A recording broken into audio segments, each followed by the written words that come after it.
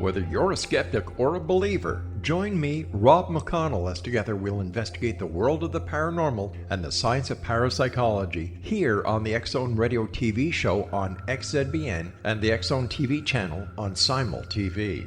Since 1990, the X-Zone Radio TV show has been the place where people dare to believe and dare to be heard. Together, we'll investigate UFOs, aliens, ghosts, Bigfoot, psychic phenomenon, lake monsters, conspiracy theories, government cover-ups, the truth embargo, alien abductions, ESP, haunted locations from around the world, and so much more.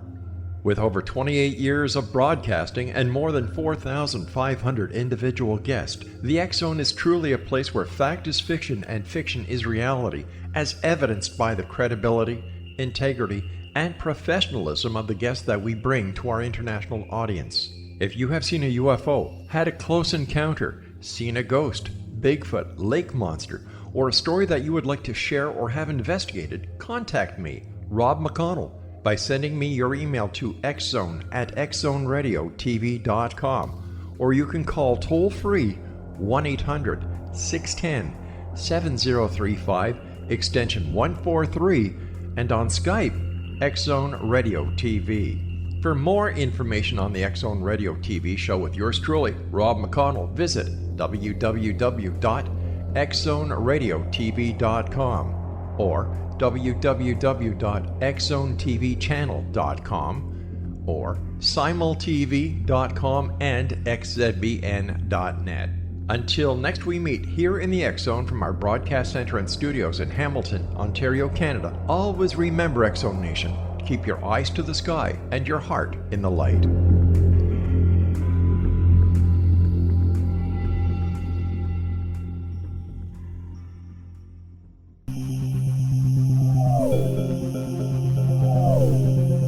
This is A Different Perspective with Kevin Randle. Kevin is a retired United States Army Lieutenant Colonel who has studied UFOs for more than 50 years. His military training has provided him with a unique insight into military operations and UFO research. Kevin has investigated many of the most mysterious cases and has been consulted for dozens of documentaries and been interviewed on hundreds of radio and television programs about UFOs. Considered to be one of the leading experts on the Roswell UFO crash, Kevin has written more than 25 books about UFOs, including Roswell in the 21st Century and Encounter in the Desert, a re-examination of the Socorro UFO landing. Now here's the host of A Different Perspective, Kevin Randle.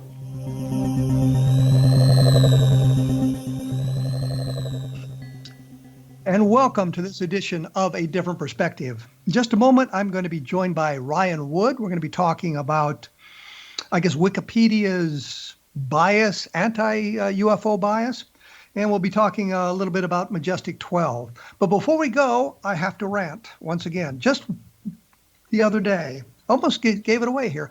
The other day, I got a Facebook posting somebody sent me, and it was an interview with Glenn Dennis that it was now available on YouTube. What annoyed me about this was that they said the creator was the United States Air Force, the Department of Defense, the Secretary of the Air Force, and a whole bunch of other highfalutin government agencies. Untrue. The first voice of an interviewer you hear on the tape is that of Don Schmitt.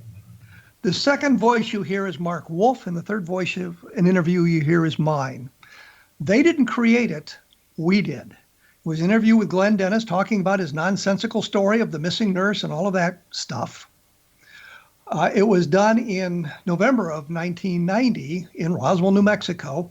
Mark Wolf conducted this interview. He's in casual clothing. I conducted the interview 2 days later when he was in more formal clothing, a suit and a tie, about his activities. We've since learned more about it. What annoys me is two things. One, they're in violation of copyright because Don Schmitt and I own the copyright. We had loaned the tape, provided the tape to the Air Force during their investigation in the 1990s, the mid-1990s, so they would have that information for them. I don't understand how it got from the Air Force to the National Archives to YouTube. I have emailed and sent communications to the National Archives to get this thing rectified. At the best they could do is provide the correct creators for it. And I've tried to get in touch with YouTube to get them to take it down because it's infringing on our copyright. I just thought I would mention that to show you what's going on. And I guess what really annoyed me about this is the comments on the one were deactivated. So I couldn't say, Glenn Dennis has been found to be somewhat fraudulent and the Air Force didn't create the tape, we did. That's, I guess, the rant for the day. Ryan Wood, who will join us in just a second here, was born in Maryland in 1955.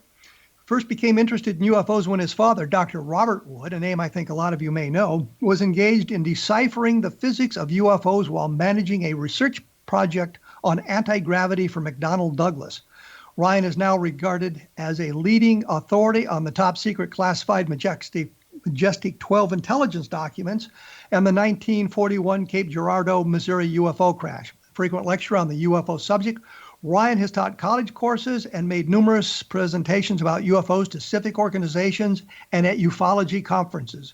He has organized 3 worldwide UFO crash retrieval symposia and once presented a UFO lecture to a class on national security affairs at the Naval Postgraduate School that formed the basis of the final exam. He manages the content of www.majesticdocuments.com and along with his father was the executive producer of the television documentary on the authenticity of the Majestic 12 documents called Top Secret. Ryan Wood, it's been a while. Welcome to A Different Perspective.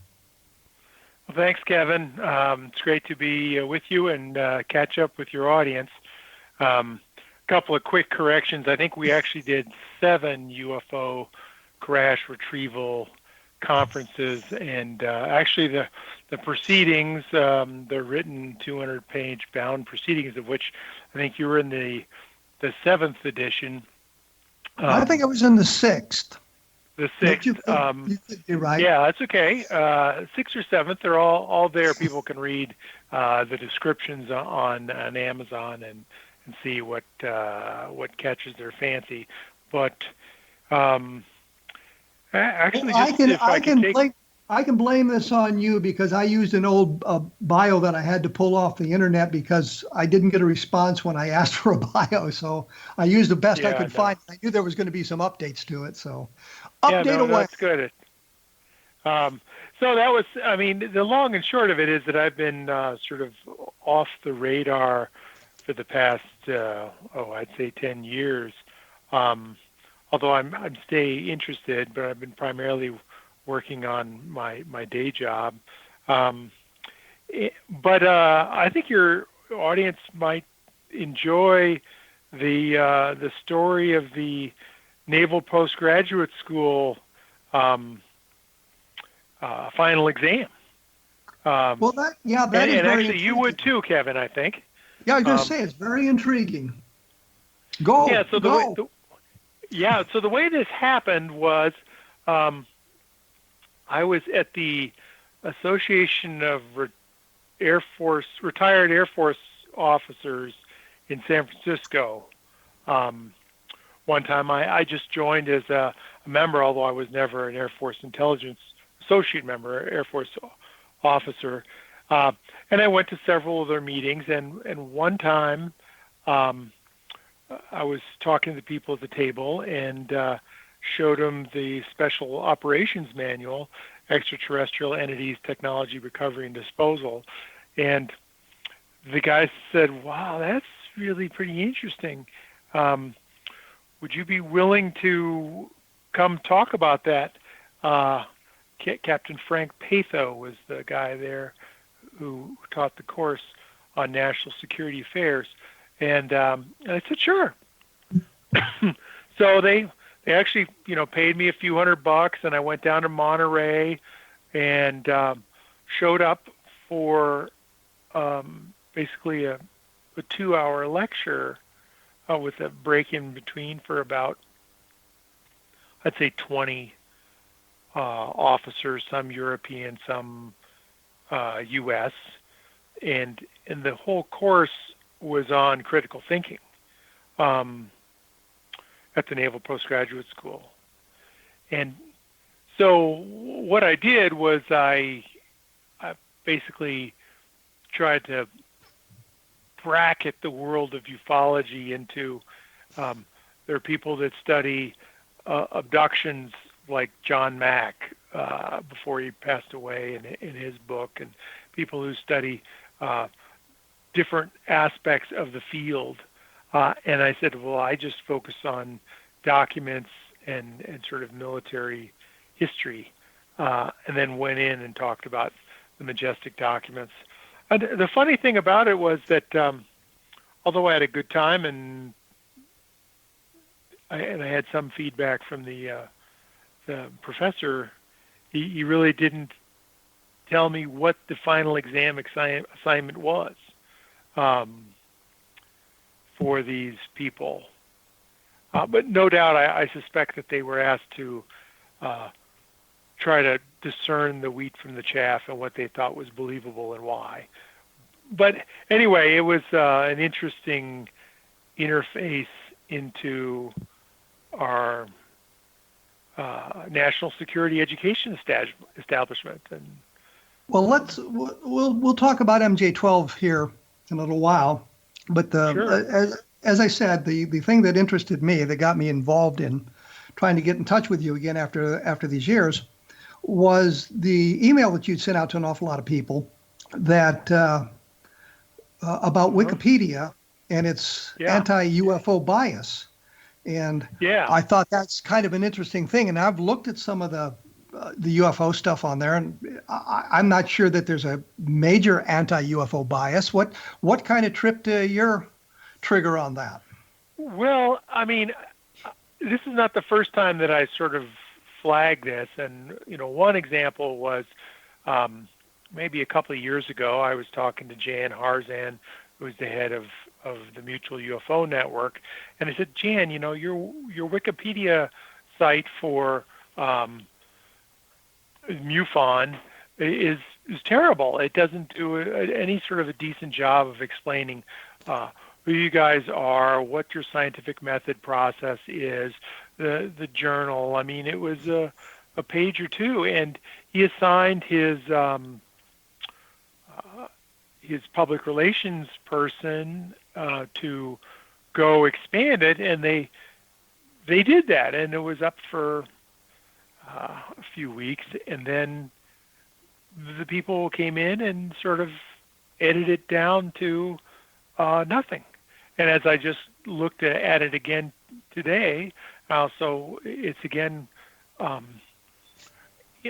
it's full of comments, that's unscientific, or there's an injection, for example, of officers and donors with far-right viewpoints. There's a whole paragraph. Well, let me interrupt you here, because I'm going to have to break away for the first messages here. When we come back, we'll get a little more depth into this right-wing leading of, or the suggestion of a right-wing leaning of MUFON and that sort of thing. Is the Majestic Documents website, is that still active now, or is that back active? It was dormant for a while. Well, yeah, it's still there. If you type in www.majesticdocuments.com, it comes up. Okay, we'll be back right after this. So please stick around. Sure.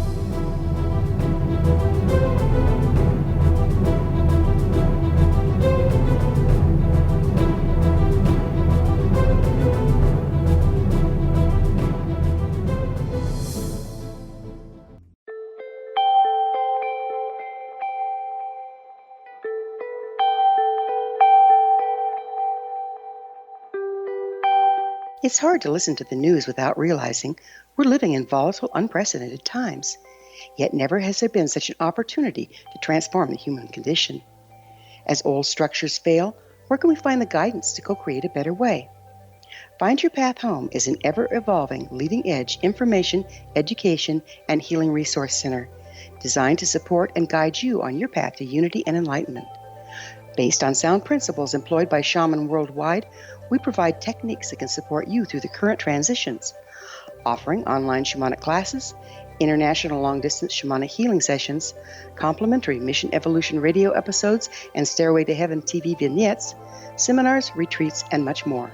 All of this can be found on findyourpathhome.com.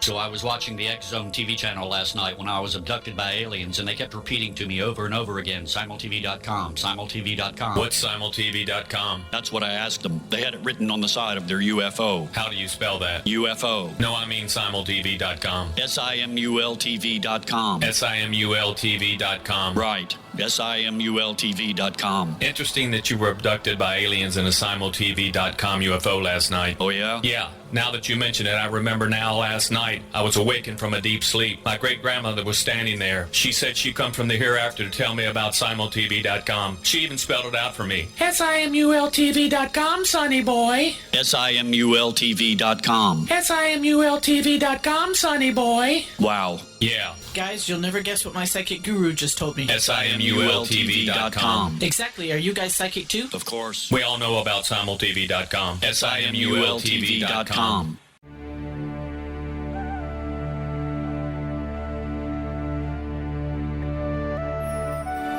Shamanic healing is the key to personal empowerment. Why? All 4 levels of our being, physical, emotional, mental, and spiritual, must be addressed for us to enjoy balanced, healthy, abundant lives. Yet there are few provisions for spiritual or energetic healing. Shamanism, found at the root of all cultures, is a very effective spiritual healing modality. To find quality shamanic healing you can trust, regardless of where you live, look no further than Find Your Path Home long-distance shamanic healing program.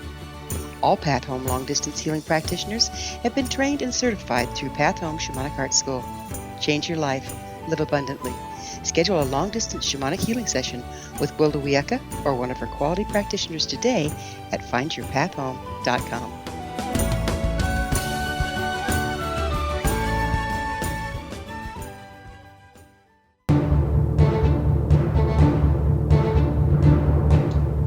I am joined by Ryan Wood, he of Majestic Documents fame and UFO research. As I say frequently on the program, I'll have more information up about this at www.kevinrandle.blogspot.com. And what I meant to mention a little bit earlier was there is a posting about this Glenn Dennis thing that came up recently still at the blog, so that you can get that information, and it links to a longer article that shows why I have found the Glenn Dennis testimony to be less than reliable.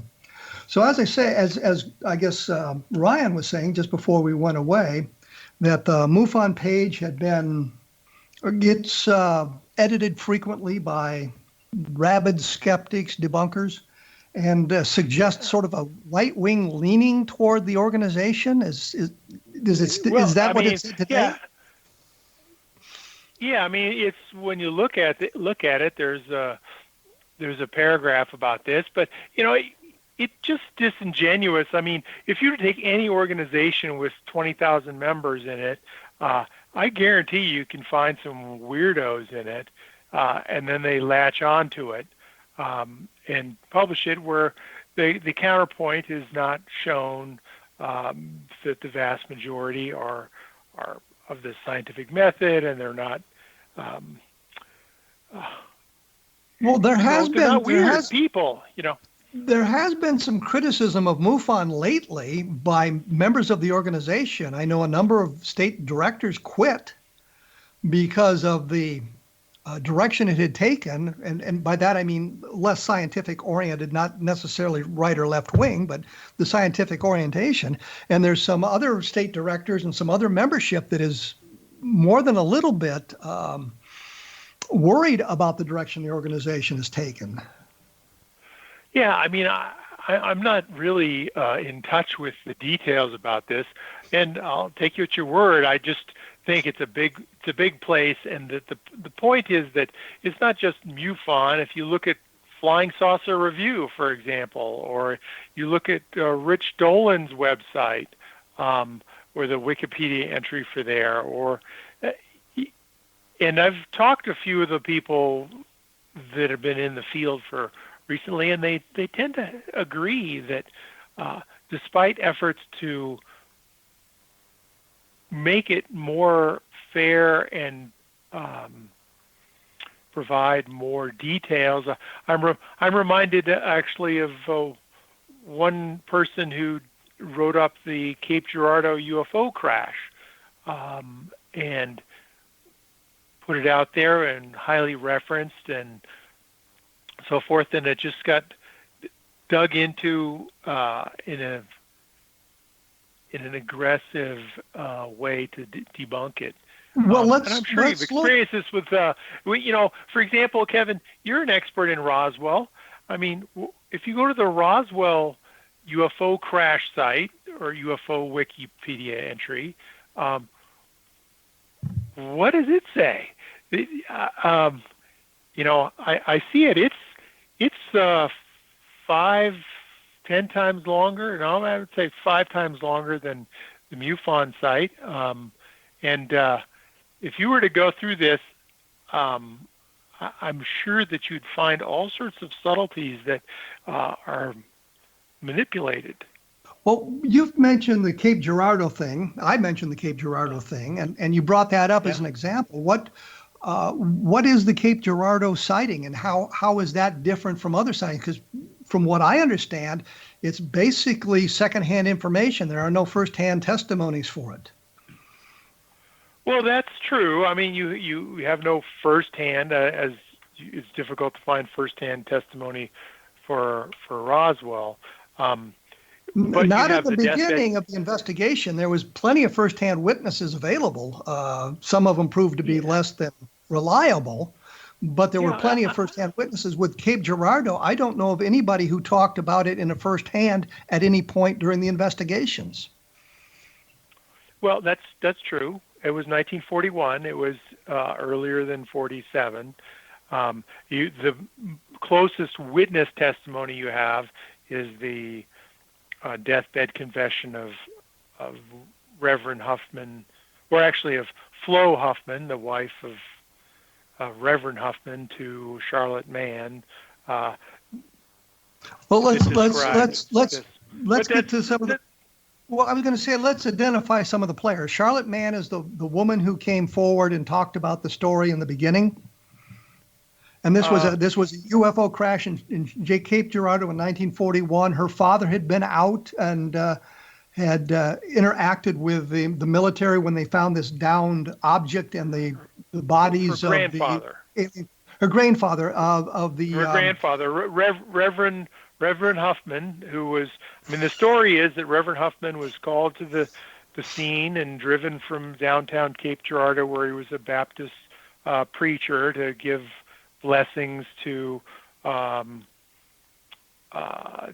3 deceased aliens, and he did that, and the military showed up and swept all the bodies and technology up and swore everybody's secrecy. And that's the gist of the story. And there's been a couple of references to the 1941 crash in Cape Girardeau in the Majestic documents, and then there's been her testimony. As far as crash retrievals go, I wrote a whole book called Magic Eyes Only on UFO crash retrievals, reviewing some 74 of them. And I have a scale from, sort of junk to thoroughly investigated and extremely refined and plausible that they happened. And Cape Girardeau is sort of neutral in the middle. Maybe it's slightly ahead of neutral. Lots of investigative angles have been played out. For example, Roswell, on the other hand, is all the way hard over. Lots of people have investigated for a long time, run down all the leads, and the data supports the fact there was a real event. Well, let me ask you a question, because you mentioned 74 crash retrievals in your book. Yeah. But this seems incredible to me that this many events could have taken place, and we're still arguing about the reality of the possibility of crash retrievals. We don't have. I'm not arguing. Yeah. I am. Well, but there's got to be some of them that simply are not alien in any nature. And I know I did a book, Crash When UFOs Fall from the Sky, and I think I outlined 110. And of those, Well, I only think a very, very small number, less than 5, have any real good, solid credibility. Well, I mean, people have different takes on things. I just sort of reported the evidence and created a review, a compendium of crash retrievals. Most are sort of in the neutral column of there's a 50-50 chance that it could be junk, or 50-50 chance that it could be the real thing. But it only takes one. I mean, yes, we know that, but here's the question then. You're talking about this, but what kind of vetting did you do? Did you do any research besides just collecting the data? Did you talk to the original witnesses? Did you try to find documentation? How deeply did you delve into these crash retrievals? Well, it depends upon which crash retrieval. And in the case, I did not. I was an organizer. I went to the experts at the various crashes. For example, in Kecksburg, I didn't investigate it. I went to the lead investigator, and Stan Gordon.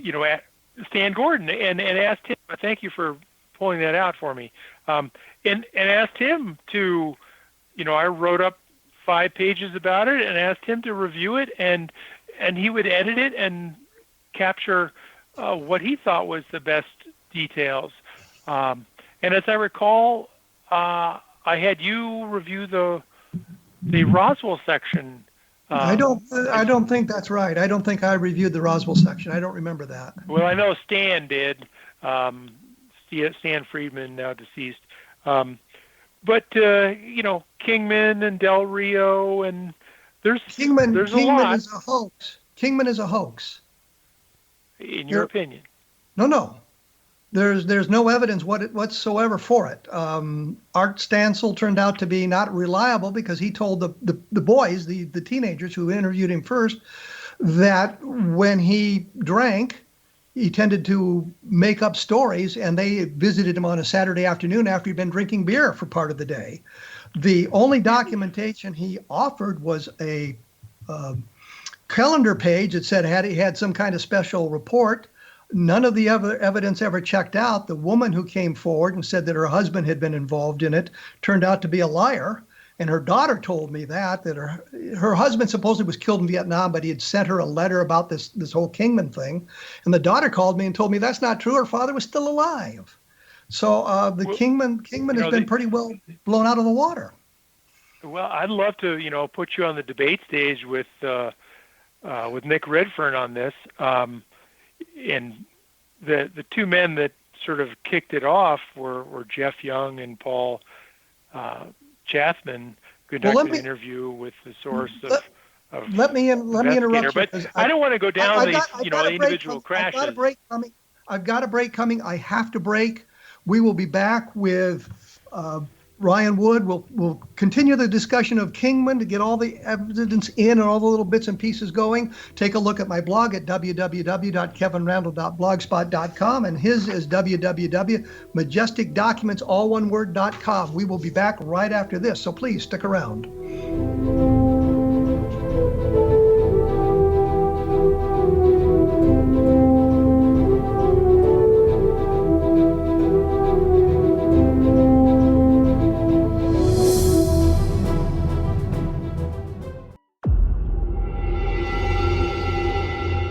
Whether you're a skeptic or a believer, join me, Rob McConnell, as together we'll investigate the world of the paranormal and the science of parapsychology here on the X-Zone Radio TV show on XZBN and the X-Zone TV channel on Simul TV.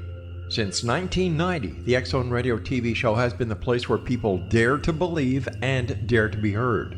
Together, we'll investigate UFOs, aliens, ghosts, Bigfoot, psychic phenomenon, lake monsters, conspiracy theories, government cover-ups, the truth embargo, alien abductions, ESP, haunted locations from around the world, and so much more. With over 28 years of broadcasting and more than 4,500 individual guests, the X Zone is truly a place where fact is fiction and fiction is reality, as evidenced by the credibility, integrity, and professionalism of the guests that we bring to our international audience. If you have seen a UFO, had a close encounter, seen a ghost, Bigfoot, lake monster, or a story that you would like to share or have investigated, contact me, Rob McConnell, by sending me your email to xzone@xzoneradiotv.com, or you can call toll-free 1-800-610-7035, extension 143, and on Skype, X Zone Radio TV. For more information on the X Zone Radio TV show with yours truly, Rob McConnell, visit www.xzoneradiotv.com or www.xzonetvchannel.com or simultv.com and xzbn.net. Until next we meet here in the X Zone from our broadcast center and studios in Hamilton, Ontario, Canada, always remember, X Zone Nation, keep your eyes to the sky and your heart in the light.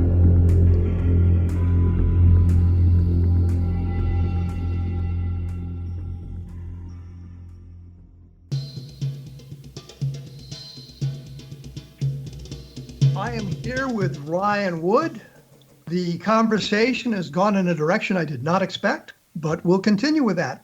When we took the break, we were talking about the Kingman UFO crash, a case that I'm very familiar with. And Ryan, you were presenting some evidence for the reality of the case when I so rudely interrupted you to take our break. So continue on. Well, yeah, I guess I don't want to try to, relitigate this case, but I can just say that there's lots of talented people on both sides that think there's something to it. And in my book, Magic Eyes Only, which is out of print, I mean, I put it in of the 5 categories from low to high. It's in the 4th category. It's not considered high. But it's, you made a fundamental comment that, I'm not sure there's any crash retrievals, and I just think you're dead wrong on that. I said there are, the number of crash retrievals is extremely small. If there are crash retrievals, it's extremely small, because we're talking about the things raining out of the sky. And if there was that kind of activity, I don't think that the government or anybody would have been able to suppress the information. Now, I will say in the Roswell case, because of where it supposedly took place in the middle of nowhere, basically, that and the military got there right away, that it would be very easy to keep that one buried. But some of them came down in fairly populated areas. It would be almost impossible to keep them hidden. Well, the way this is addressed is I believe that the government can and does keep secrets fairly well, and despite the fact that people say it can't be done, I think it really does. And the manual for me, the Majestic document, is most compelling, is the Special Operations Manual, Extraterrestrial Entities, Technology, and Recovery. It's dated 1954, and it's clearly a how-to manual of where do you take the things, or the bodies, the evidence, where do you, what are the extraterrestrial biological entities, how do you cover it up? Well, let me interrupt here, and we'll come back to the manual in a minute. What about the original documents, the Eisenhower briefing document and the Truman Memo? Where do you stand on those? Well, the Eisenhower briefing document, there's not much that can be verified in that, and Stan Friedman did most of the original work. I would put it in my neutral column. I'm not hard over that it's genuine or authentic, or that it's a fake. Nobody's really proved it one way or the other. What if I told you there's a fatal? What if I told you there's a fatal flaw in it? Well, the reference to the December December 6, 1950 crash that's mentioned in one paragraph in the Eisenhower briefing document? That was a story told. That was a story told by Robert Willingham, who claimed to be an Air Force fighter pilot, a retired Air Force colonel. Yeah. Well, and how does? But he was not. Willingham was never a fighter pilot. He was not a retired Air Force colonel. He made up the story, and there's at least 3 versions of it that he told starting in 1968. So the question becomes, if that crash never took place, and the story didn't appear till 1968, how would it end up in a document created for the president in 1952? Yeah, well, the evidence or the data that I'm aware of that puts it squarely in the reality compound or category is when you look at the White House phone records from those dates, which I have a copy of and pulled, you see a massive increase in phone conversations between high-ranking officials inside the White House and incoming calls as well. And Bruce Maccabee did a fairly in-depth discussion of this at one of our UFO crash retrieval conferences, and I would, have him, go toe-to-toe with you about those details. And here's what I would say. Here's what I would say to him. According to the original story, the crash took place in 1948. According to the only witness that ever spoke on this, it doesn't matter, Kevin. You're just confusing everybody and everything. In my mind, crashes have happened, and the details of arguing over one case, the other case, I don't think really matters. What the audience, I think, needs to take away is that multiple crashes have happened in the United States, let alone China, Russia, and other places on the planet, and that our government or some other cabal or government or secret organization has the evidence, has the data, and has been working at trying to reverse engineer it, which seems like the only logical thing to do. Well, let me ask you this question then. Let me ask you this question. What are the top UFO crash retrieval cases that you're aware of? What do you think are the best ones? Well, certainly Roswell, Kecksburg, Shag Harbor. I'd have to go look at. There was another one. Rendlesham Forest is not really a crash retrieval. Well, I would make that same comment about Shag Harbor. It sounded to me more like it was a emergency landing, and that the object fell into the bay, and there was a big response by the military, both American and Canadian military. The Royal Canadian Mounted Police were involved. There's a photograph of the thing in the sky. I mean, it's just a bright light. But that struck me as more of a emergency landing affair. But the object then took off underwater.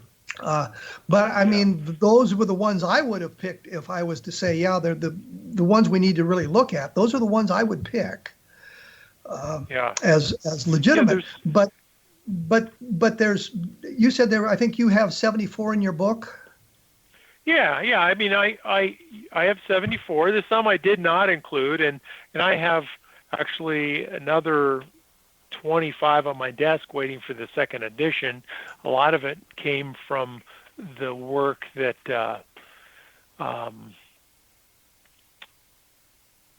Rob Switek did when he was reviewing all of his friend's archive of UFO material. You may remember the name. I want to say Hall. No. Richard Hall? Dick Richard, Hall? No, The guy that the Q4 guy was with NICAP at one point. You mean Richard Hall? Yes, I think so. Yeah, and his archives and so forth. But anyway, the point is that the other reports, they're in various stages of believability, from simple newspaper articles to like I actually got a report of a crash from first-hand witnesses and F-16 fighter jets chasing down in Colorado. This is maybe 10 years ago in the Great Sand Dunes area of Colorado, which is down in the San Luis Valley, which is. These are all, new cases. They're around, and the point is that they've crashed, and there's hardware around, but we don't have highly it. Classified. We don't have any hardware. We don't have any good. I don't know about that. We don't. There's no hardware in private hands. There's no good photographs.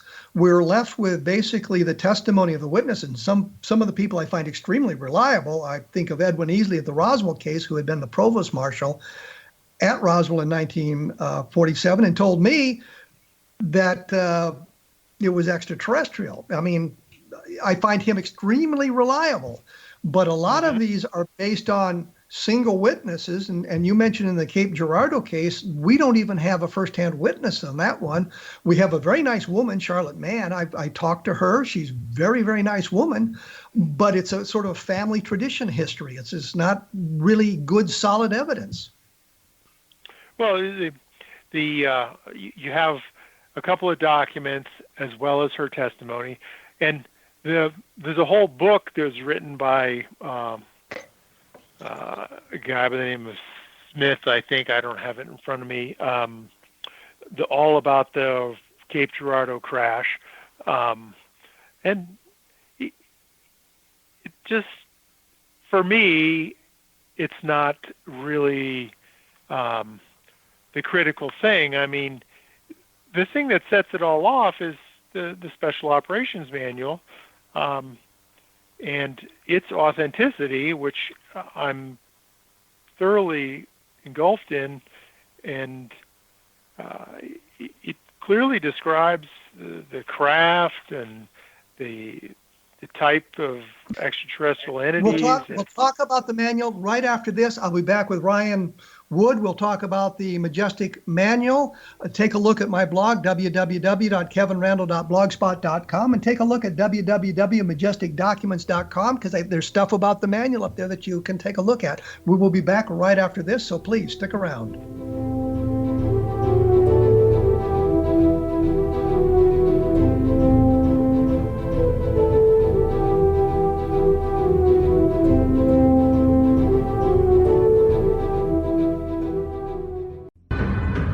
If you are looking for a safe, zero-calorie natural option to the harmful artificial sweeteners on the market today, Just Like Sugar is what you're looking for. Just Like Sugar is a wonderful natural alternative for those health-conscious people who choose a calorie-restricted diet with a great, pure, sweet flavor that tastes just like sugar. Just Like Sugar is a great natural option for people suffering from diabetes and may be useful in restricted diet programs where standard sugars are not allowed and does not cause a laxative effect of some other sweeteners. Just Like Sugar comprises a perfect blend of chicory root fiber, natural calcium, natural vitamin C, and Just Like Sugar's sweetness comes from the natural flavors from the peel of the orange.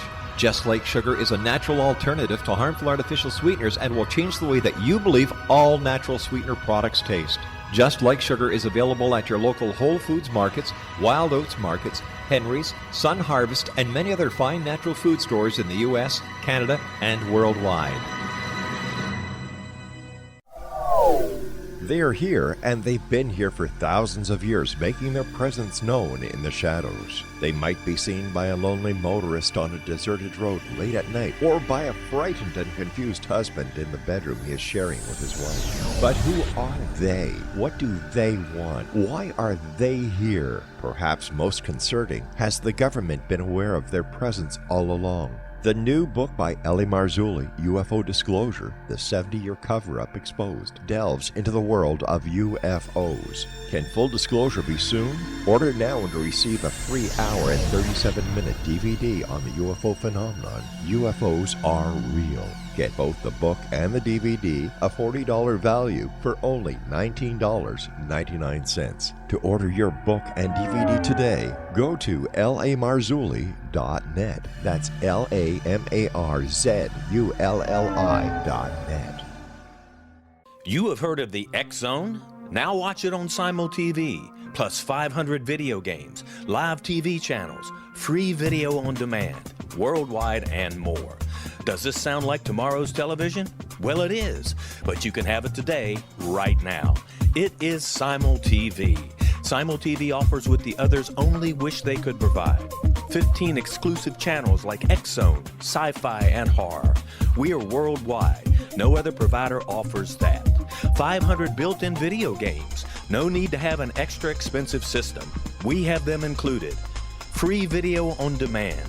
Live streaming events from around the world, interactive online network, and much more. Tomorrow's TV today. Simul TV. Sound too good to be true? Well, it's not.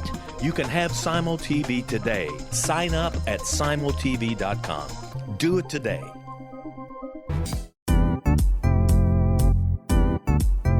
Memorable dynamic presentations are a not-so-secret weapon in the business world. Do you have a powerful message that must be shared, but you haven't found a way to deliver that message? Do you want to be known as a top public speaker who gets amazing results? Are you ready to create and deliver your powerful message?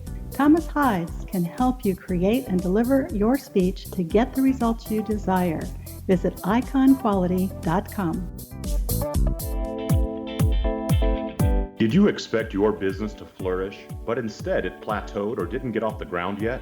Would you like to achieve massive goals and discover new sources of income within your business? When you're ready to experience that type of success with fast results, Cindy Hendricks is the business coach for you.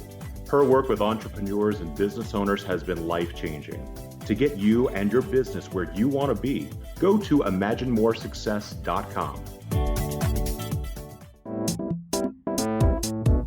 Has the fear of public speaking stalled your business or personal life?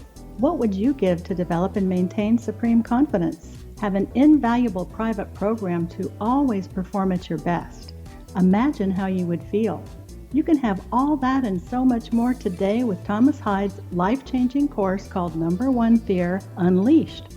Visit numberonefear.com and be liberated from your fear of public speaking.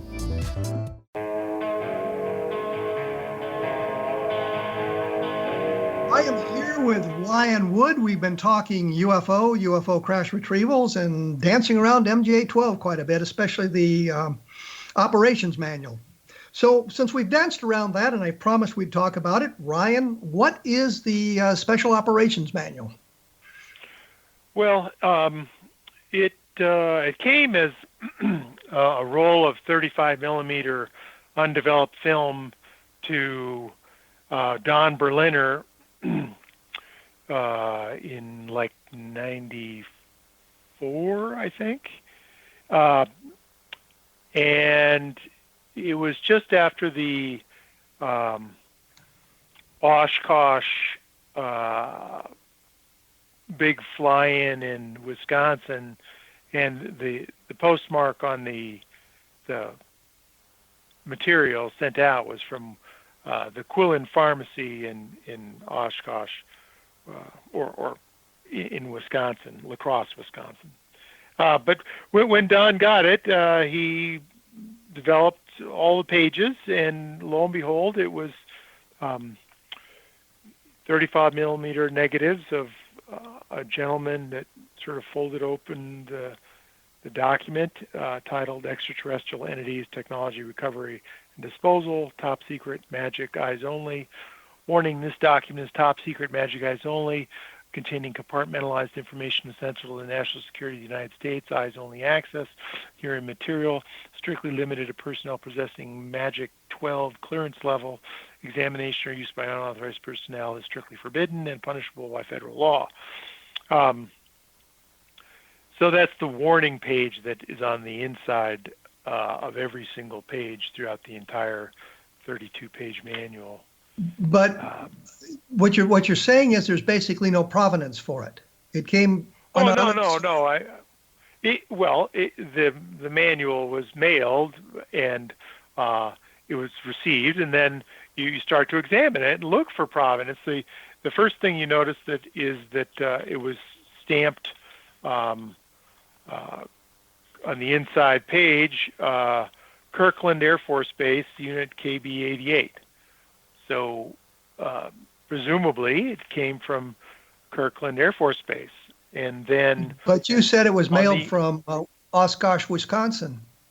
La Crosse, Wisconsin. Yes, La Crosse. It was mailed from there, but it was the stamp on the inside said it came from Kirtland. So that's a first inclination. And then on the change control page, which is the control page that says which pages are removed or updated, and who the authority was, and what the date and time of replacement was, and who the initials of the officer that replaced made the those changes. Made the changes. And there's two sets of initials, and part of my investigation was to find the phone books from Kirkland in 1954, 55, 56, and search the phone book for the people with those initials. And lo and behold, there was two military officers that lived on Perimeter Road of Kirkland Air Force Base with the correct initials. Did you talk to those men? One was deceased, and I hired a private investigator to find the other one, and we were unsuccessful in finding the other one, but likely deceased. We had several names. We were down to like 10 different people that had those initials, JRT. And I interviewed a couple of live witnesses that were their national personnel records matched their time there, but they didn't say they were responsible. They were not involved. They were not involved. Well, they either told me they weren't involved, or they were involved and told me they weren't. But it's hard to know. A manual that would be top secret, eyes only, the access to it would be extremely limited. And out of the thousands of people at Kirtland Air Force Base, only a handful would be granted access to this manual if it's legitimate. So the fact that those people that you talked to didn't know anything about it really they're not probably not hiding anything. Well, no, but the key point that maybe didn't make clear was that they had the right initials. Jess R. Totten and Earl W. Lewis. I mean, these are the names of the people that were in the phone book that lived on Perimeter Road. And so I knew who to find and try to talk with.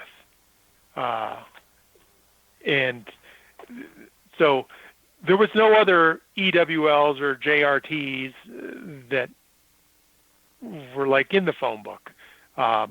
So it's not true. There was a few others, but they weren't on the base at all, and these were officers. So it made sense. But that's just one point about the manual that for provenance and authenticity that struck me as elevating it besides its content and the other hallmarks of. Well, the thing that always struck me about the manual was awfully short.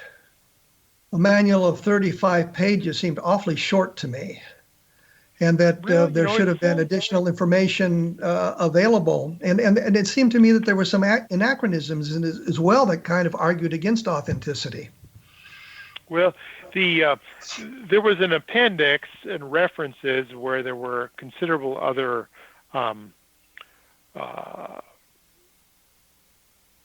potentially more information. But as far as anachronisms go, I'm aware of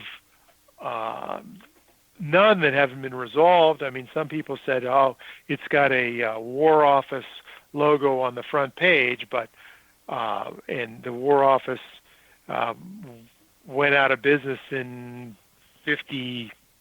47 or something like 47. Well, the question is, when did the government printing office actually decide that we're not supposed to use that?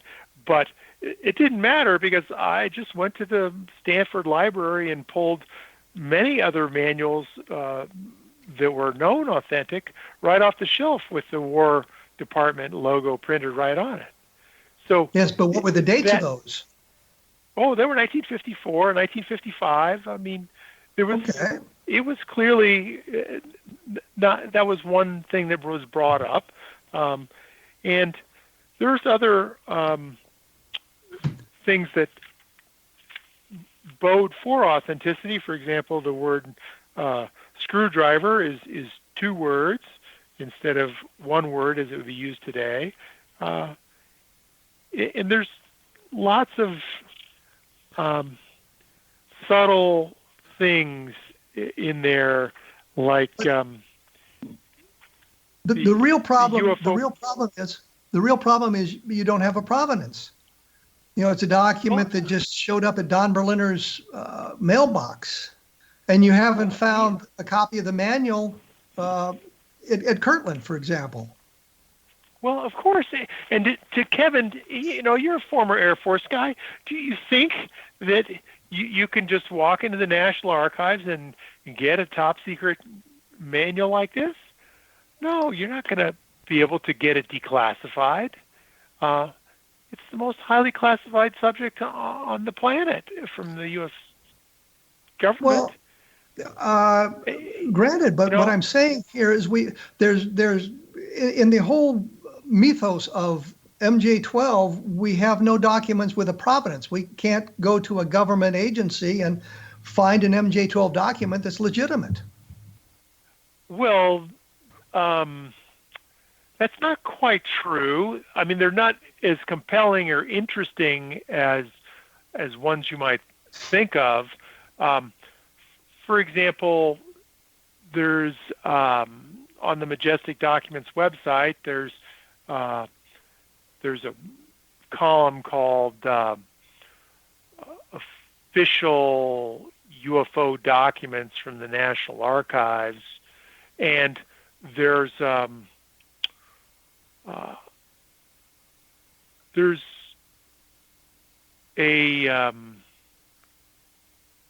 mention. Are you searching for the Cutler Twining memo? No.